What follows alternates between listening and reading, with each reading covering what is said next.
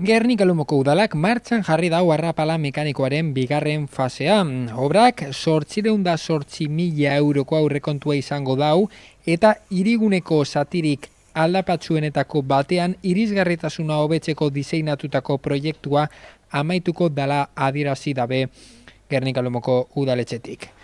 Hain zuzen ere, Gernika Lumoko udalak San Juan kaleko arrapala mekanikoaren bigarren fasea hasi dau, udalerriko desnibelik nabarmenetako bat leuntzeko pentsaututako azpiegitura gisa. 808.000 eurotan esleitutako jarduera da hau, Carlos Gangoiti eta Iñigo López de Haro kaleen arteko zatia hartzen dauena, eta proiektuaren lehen fasean 2025ko seseilean hasi zela adierazi behar da.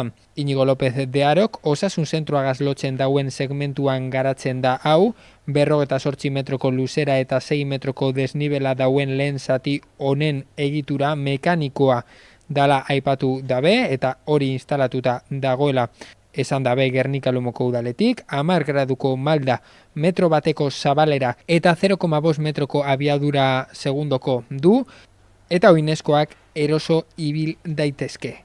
Bigarren fasean, adin guztietako bizilagunen mugikortasuna erraztu gura da, batez be adinekoena eta ambulatorioaren erabiltzaileena, eta proiektuaren barruan sartzen dena hurrengoa da, azpeloiaren soladura barritzea, baina egungo zestrak aldatu barik, eta horrek eragotzi egiten dauela adierazi dabe Gernika Lumoko udaletik eremuaren uri konfigurazioa nabarmen aldatzera. Arrapalak kontrol sistema automatizatu bat izango dau, zentsore fotoelektrikoen bidez kudeatuko dana, ibilbidean zehar instalaututako hainbat fotosikulak erabiltzaileen presentzia detektatuko dabela be adierazi dabe eta horrek funtzionamendu eraginkorra ahalbideratuko dauala. Aurrez aurreko gainbegiratzearen beharrik barik. Lehen fasean beharrezkoa izan saneamendu sareak barritzea eta berunezko hodiak ordezkatzea, uria hobetzeko esku hartze integral baten barruan.